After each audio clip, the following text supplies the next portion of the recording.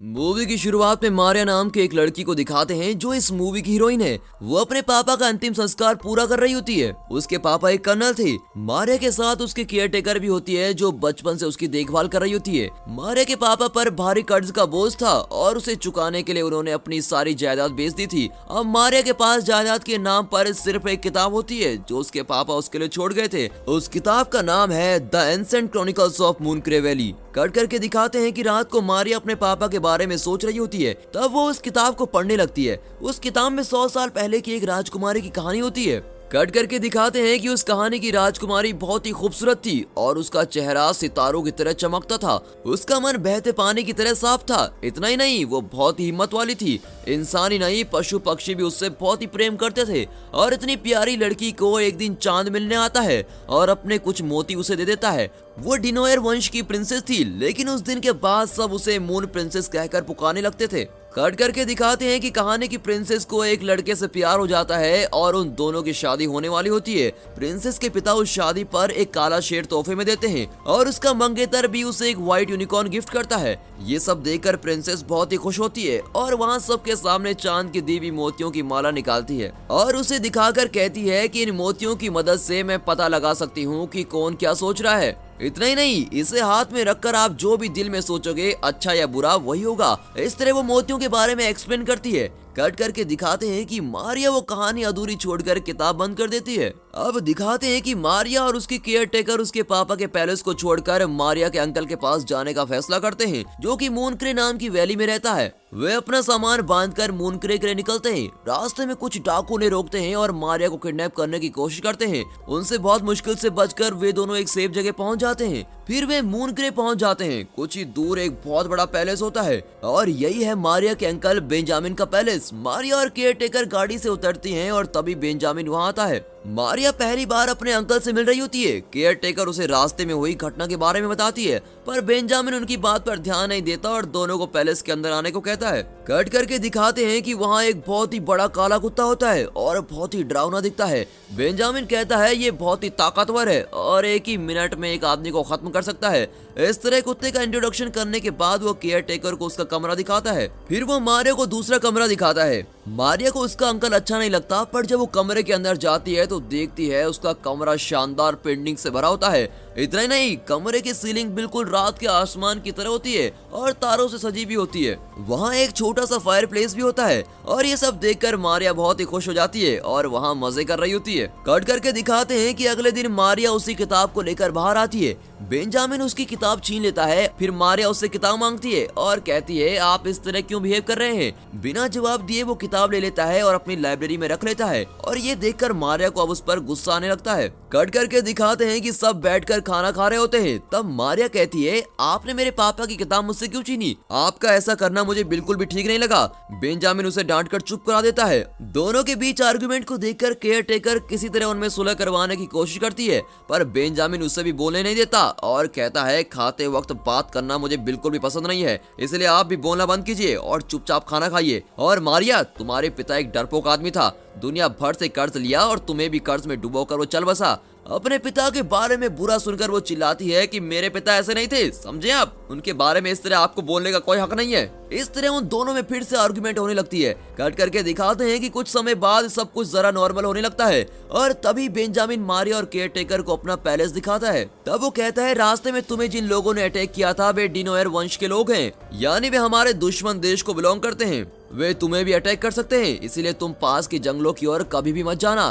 Cut करके दिखाते हैं कि शाम को वो मारिया को घोड़े पर बिठाकर मार्केट ले जाता है। शुरू में मारिया को सब बहुत नया लगता है, पर वो जल्दी वहाँ के रहन सहन को सीख लेती है। इसलिए बेंजामिन मारिया को अकेले ही राज्य की सैर करवाने की परमिशन दे देता है। वो शायद भूल गया था कि डिनोयर वालों को मारिया की जान को खतरा है। मारिया सभी जगह घूमकर उस जंगल की तरफ जाती है। तभी उसे किसी की दर्द भरी आवाज सुनाई देती है। पास जाकर वो देखती है कि एक खरगोश पिंजरे में बंद किया होता है और उसे चोट लगी होती है। वो दर्द से तड़प रहा होता है। वो उसे हाथ में उठा लेती है। तभी डिनोयर वंश का एक आदमी उसे अटैक करने की कोशिश करता है उसका नाम रॉबिन है। तभी अचानक बेंजामिन का वही काला कुत्ता रॉबिन पर झपटता है और उसे देखते ही रॉबिन और उसके आदमी वहाँ से भाग जाते हैं। कट करके दिखाते हैं कि रॉबिन जाकर अपने पिता को इस बारे में बताता है और उसे भी जंगल में ले आता है, पर तब तक मारिया वहाँ से जा चुकी होती है। अब दिखाते हैं कि खरगोश को मारिया अपने कमरे में लेके आती है। फिर वो खिड़की से देखती है कि व्हाइट यूनिकॉर्न पहना हुआ रूप वहाँ भाग रहा होता है। उसके बारे में सोचती हुई वो बिस्तर पे लेट जाती है। तभी सीलिंग पर जो तारे पेंट किए गए थे वो धीरे धीरे हिलने लगते हैं।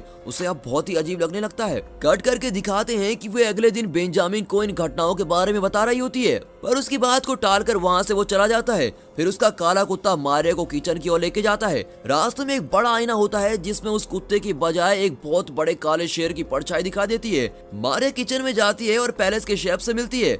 वो उसे बताती है कि उसके साथ कुछ अजीब घटनाएं हुई हैं। उसकी सारी बातें सुनकर शेफ हैरान होता है और कहता है तुम उस किताब को पूरा पढ़ो, तभी तुम्हें इन घटनाओं की सारी सच्चाई पता चलेगी। फिर मारिया लाइब्रेरी में जाती है और शेफ की मदद से वो किताब ढूंढ निकालती है और फिर वो आगे की कहानी पढ़ना शुरू करती है। कट करके दिखाते हैं कि कहानी में मून प्रिंसेस की शादी का दिन होता है, जब उसे उसके पिता और मंगेतर कई गिफ्ट देते हैं। वो सबको चांद की मोतियों के बारे में बता रही होती है। तब उसका मंगेतर और पिता दोनों उस नेकलेस के लिए लड़ पड़ते हैं और दोनों का ये असली रूप देखकर प्रिंसेस बहुत दुखी होती है और सभी को श्राप देती है कि आज से 5000 पूर्णमासियों के अंदर तुम दोनों के वंशजों को एक पवित्र आत्मा को खोजना होगा। अगर उस आत्मा ने ये नेकलेस चांद को लौटा दिया तो मूनक्रे वैली के लोग सब बच जाएंगे। अगर ऐसा नहीं किया तो ये मूनक्रे वैली हमेशा के लिए अंधेरे में डूब जाएगी। उस दिन से प्रिंसेस के पिता के वंशज और उस मंगेतर के वंशज आपस में लड़ रहे होते हैं और इसी के साथ किताब की ये कहानी भी खत्म होती है। कट करके दिखाते हैं कि मारिया शेफ से कहती है मैंने वो कहानी पढ़ ली है। शेफ कहता है कि एक पवित्र आत्मा ही इस शाप से मूनक्रे को बचा सकती है। तुम्हें कई अजीब चीजें दिखाई पड़ रही हैं। मुझे तो लगता है कि तुम ही अगली मून प्रिंसेस हो और तुम्हें ही वो मोतियों वाला नेकलेस ढूंढना है और उसे चांद को लौटाना है। तुम ही वो पवित्र आत्मा हो जो इन दोनों वंशजों की लड़ाई को रोक सकती हो और मूनक्रे को उस प्रिंसेस के शाप से बचा सकती हो। कट करके दिखाते हैं कि मारिया अपने कमरे में शेफ की बातों के बारे में सोच रही होती है। फिर वो किताब की कहानी में दिए गए समय को लेकर कैलकुलेट करती है कि अगली पूर्णमासी ही आखिरी पूर्णमासी है। उससे पहले उसे वो नेकलेस ढूंढना होगा वरना मूनक्रे वैली का विनाश हो जाएगा। वो सोचने की कोशिश करती है पर घबराहट की वजह से उसे नींद नहीं आती। अब वो फैसला करती है कि मूनक्रे को किसी भी कीमत पर मैं बचा कर रहूंगी। सूरज की पहली किरण के साथ वो पहले से बाहर चली जाती है। कट करके दिखाते हैं कि वो पास में एक एस्टेट की ओर जाती है। उसे लगता है कि वहीं प्रॉब्लम का सलूशन होगा। वो जंगल के रास्ते जा रही होती है, तभी उसे गुफा दिखती है और वो उसके अंदर जाती है। अंदर वो वहाँ एक औरत से मिलती है जो देखने में बिल्कुल उस किताब की मून प्रिंसेस जैसी लगती है। मारिया चौंक जाती है। वो औरत कहती है कि मैं भी तुम्हारी तरह एक मून प्रिंसेस हूँ। उन दोनों पवित्र आत्माओं को एक करने की कोशिश में मेरी पूरी जिंदगी निकल गई, पर मेरी सारी कोशिशें नाकाम रही। उसकी परेशानी देखकर मारिया कहती है बेंजामिन मेरे अंकल हैं, वो जरूर इस मामले में मदद करेंगे। शांत दिखने वाली वो औरत बेंजामिन का नाम सुनते ही चिढ़ जाती है और कहती है उसका नाम भी मत लो मेरे सामने। उसके बाद मारिया को पता चलता है कि डिनोयर फैमिली ने नेकलेस वाला बॉक्स चुराया था और उस बॉक्स की चाबी उसकी फैमिली ने चुराई थी। तभी मारिया को अपनी किताब का बुकमार्क याद आता है और वही बुकमार्क नेकलेस बॉक्स की चाबी भी होती है। वो तुरंत चाबी निकालती है और डिनोयर के राज्य के अंदर जाना चाहती है। वो उस प्रिंसेस से मदद मांगती है और प्रिंसेस भी उसका साथ देना चलती है। कुछ दूर पर वो रुक जाती है और मारिया को डिनोयर का किला दिखाती है और वहाँ से आगे जाने को मना करती है और वहाँ से भाग जाती है। मारिया को उसकी यह हरकत बड़ी अजीब लगती है, पर वो अपने फैसले पर अटल होती है और किले के अंदर चली जाती है। अब दिखाते हैं कि वहाँ के सिपाही उसे डिनोयर के सरदार के पास खींच कर लेके जाते हैं। सरदार को देखते ही मारिया उसे चाबी पकड़ा देती है। उसका ये स्वभाव देखकर सरदार तो बिल्कुल हैरान ही हो जाता है। वो चाबी लेकर उस नेकलेस बॉक्स को खोलता है, पर बॉक्स के अंदर नेकलेस तो क्या लेस भी नहीं होता। डिनोयर खानदान के लोग इस खाली बॉक्स के लिए लड़ मरे। ये सोचकर सरदार को बेंजामिन के खानदान पर और भी गुस्सा आता है और गुस्से में वो मारिया को कारागार में बंद कर देता है। कट करके दिखाते हैं कि बेंजामिन मारिया को हर जगह ढूंढ रहा होता है, पर वो कहीं नहीं मिलती। उसे शक होता है कि दुश्मनों ने उसे कहीं उठा तो नहीं लिया। अब कट करके दिखाते हैं कि मारिया गार्ड को किसी तरह चकमा देकर वहाँ से बच निकलती है, पर सरदार का बेटा रॉबिन उसे देख लेता है और उसे चेज करता है। पर मारिया बहुत ही हिम्मत वाली लड़की होती है और वो तेज भागकर जंगल की ओर चलने लगती है। वहाँ बेंजामिन का काला कुत्ता उसे देख लेता है और उसे सुरक्षित घर पहुँचा देता है। कट करके दिखाते हैं कि मारिया को देखते ही बेंजामिन चिल्लाने लगता है आज से तुम इस पैलेस के बाहर कदम भी नहीं रखोगी, समझी? अगर बाहर जाने की कोशिश की तो मैं तुम्हारे हाथ पैर तोड़ दूंगा। उसकी डांट सुनकर मारिया घबरा जाती है और चुपचाप अंदर चली जाती है। कुछ देर बाद बेंजामिन को अपनी गलती का एहसास हो जाता है और वो सच्चे दिल से मारिया से माफी भी मांगने लगता है। कट करके दिखाते हैं कि अगली सुबह वो गुफा वाली मून प्रिंसेस मारिया के कमरे में होती है।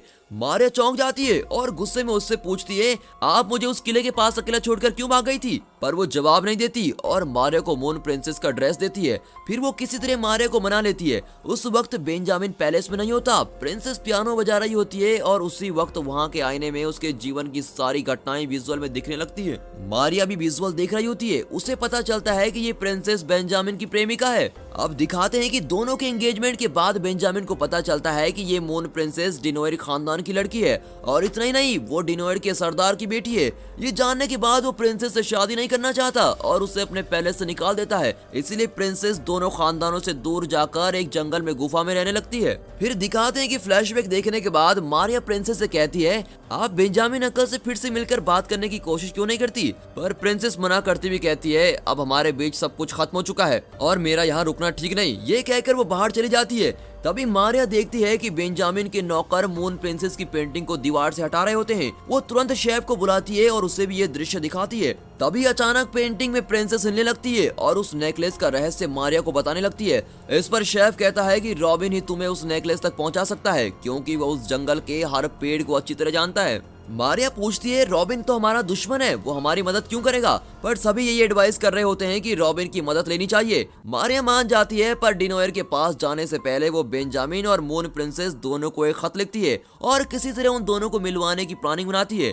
बहुत साल बाद दोनों मिल रहे होते हैं और वे बहुत ही एक्साइटेड होते हैं। फिर उन्हें पता चलता है कि उन्होंने एक दूसरे को खत लिखा ही नहीं, लवर्स को मिलवाने के लिए मारिया ने ये सारा ड्रामा किया होता है। अब उन दोनों में फिर से झगड़ा शुरू हो जाता है। बेंजामिन को पता चलता है कि मारिया फिर से गायब है और वो अपने आदमियों को लेकर उसे ढूंढने निकलता है। कट करके दिखाते हैं कि वे जंगल में उसे ढूंढ रहे होते हैं। मून प्रिंसेस भी उसके साथ होती है। अब दिखाते हैं कि रॉबिन का पिता ईगल की मदद से मारिया को ट्रैक कर रहा होता है। देखा आपने उस जमाने का जीपीएस। अब वो मारिया को खत्म करने के लिए अपने आदमियों के साथ निकलता है। कट करके दिखाते हैं कि मारिया अपने खरगोश की मदद से रॉबिन को डाइवर्ट करती है और उसे किसी तरह फंदे में फंसा लेती है। रॉबिन उससे विनती करता है कि प्लीज मुझे छोड़ दो। मारिया कहती है, अगर नेकलेस ढूंढने में मेरी मदद करोगे तो मैं तुम्हें छोड़ दूंगी। रॉबिन अब मान जाता है। अब दिखाते हैं कि बेंजामिन और मून प्रिंसेस जंगल में भी अपना झगड़ा कंटिन्यू कर रहे होते हैं।